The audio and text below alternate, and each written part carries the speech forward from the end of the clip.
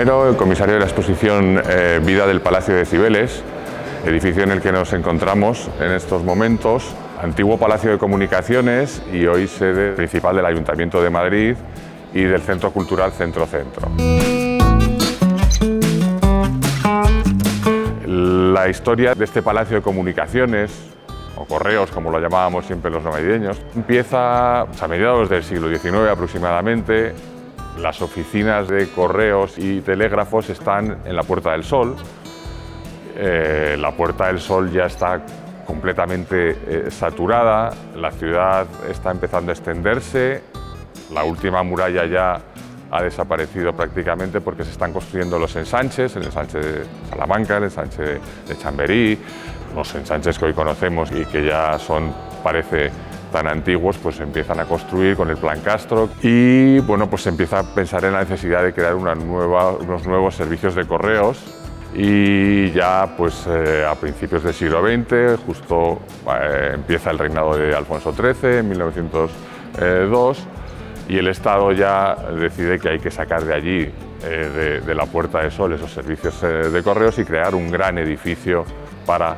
dar ese servicio a los madrileños y además también para darle la dimensión que necesitaba una ciudad que ahora mismo ya pues era otra y que estaba pues, creciendo muchísimo, ¿no? Se busca un solar y finalmente se elige este solar de la Plaza de Cibeles en los que estaban los Jardines del Buen Retiro. Era un lugar muy popular que el Estado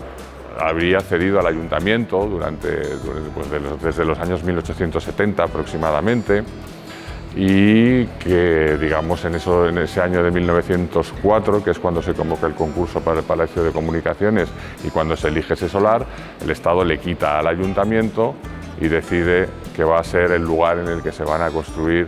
este edificio, ¿no?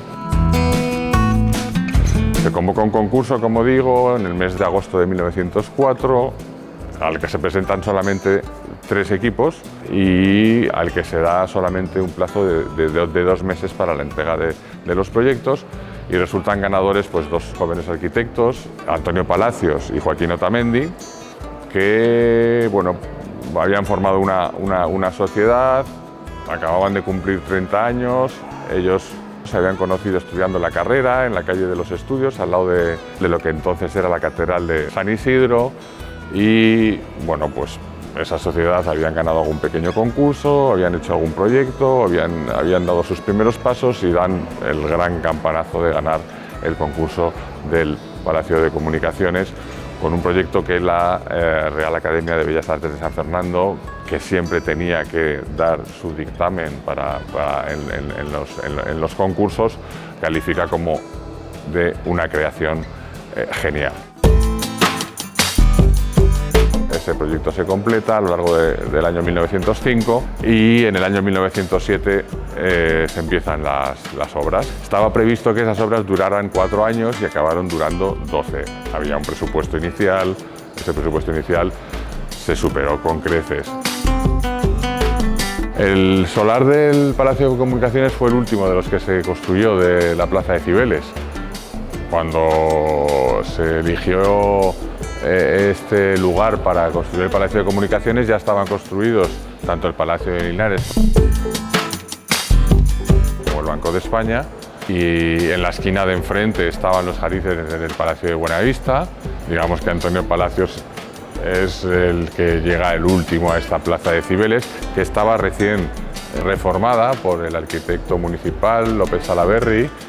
que es también quien trazó la Gran Vía.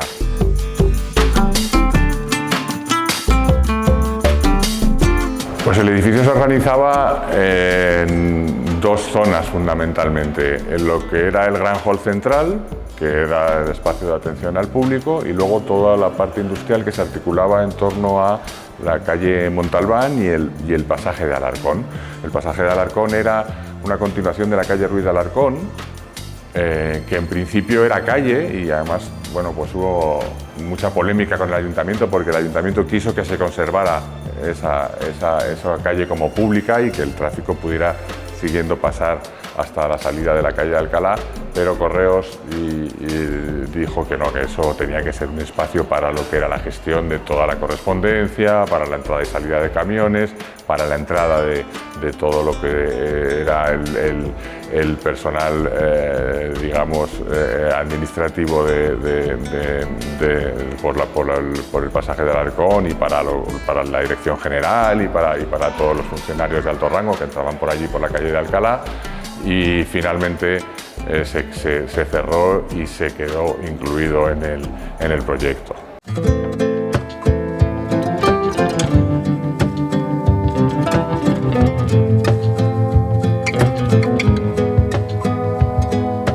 Para Antonio Palacios era importantísima la incorporación de la luz natural a los espacios interiores,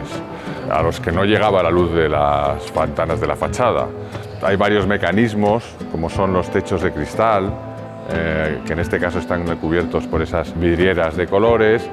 Luego también tenemos los suelos translúcidos, de pavés, de baldosas translúcidas, que dejaban pasar también la luz natural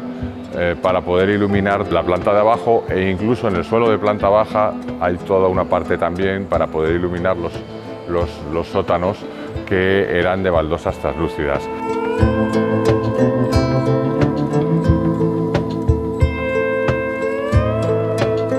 Una de las grandes novedades del Palacio de Comunicaciones fue la incorporación de la estructura metálica vista al interior. Por un lado, bueno, yo creo que le daba ese aspecto de edificio industrial que realmente es lo que era, en el fondo, era un edificio industrial vestido de monumento. Y por otro lado, pues bueno, también habla de ese gusto de Antonio Palacios por los materiales, por la exposición de la naturaleza de los materiales que siempre desarrollaría a lo largo de su carrera. Y finalmente, bueno, pues es un signo también de modernidad. La estructura metálica vista siempre había estado en las estaciones a lo largo del siglo XIX, es arquitectura de hierro, pero la incorporación ya a lo que son los edificios más institucionales es una gran novedad en esos momentos.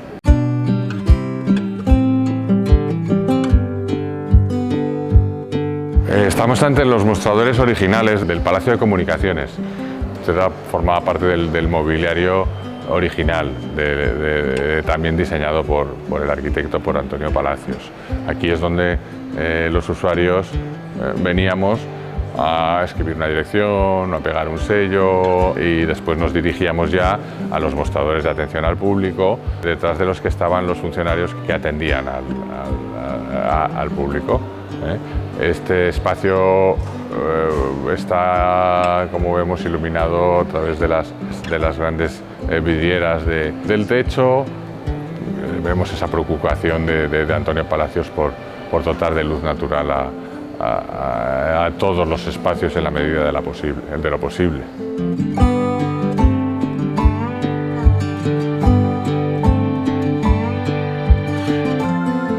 El pórtico de los buzones es uno de los elementos más representativos de la fachada, en este caso la que da al Paseo del Prado. Se colocó allí porque era la parte más cercana del edificio al centro de la ciudad, al que tenía que dar servicio fundamentalmente.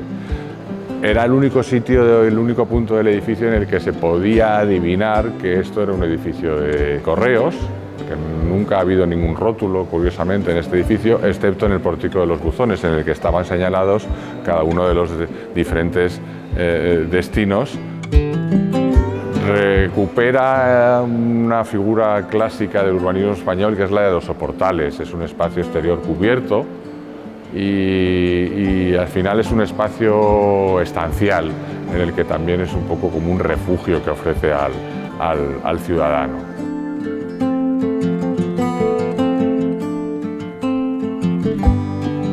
La decoración escultórica del palacio es una de las partes más importantes y también más desconocidas del edificio. Al final pasamos por delante casi todos los días, los coches circulan,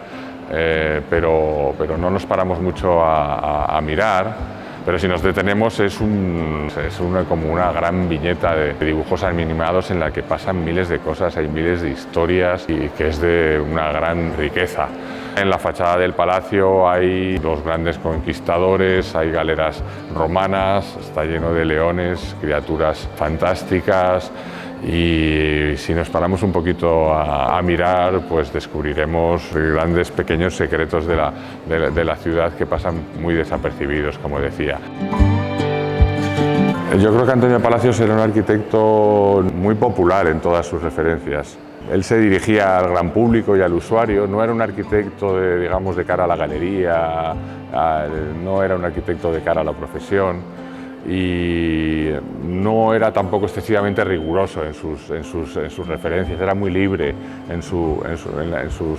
todas luego las representaciones de los mitos clásicos, era un eclecticismo bastante popular. Estamos ante una reproducción a escala 1:1 de la escultura de la clave del arco que cubre la entrada principal al edificio, en la plaza de Cibeles. La rubia, que es como se apodaba a esta escultura, bueno, podría evocar al mito de Dafne, que es la mujer que se convierte en laurel, pero bueno, son siempre referencias bastante con cierto sentido del humor y no demasiado rigor. Una anécdota del Palacio de Comunicaciones es la de, bueno, que incorporó en el lugar en el que tenía que haber estado el escudo de los Borbones, el escudo de Galicia, que es su tierra natal, sin que nadie se diera cuenta hasta el día de la inauguración.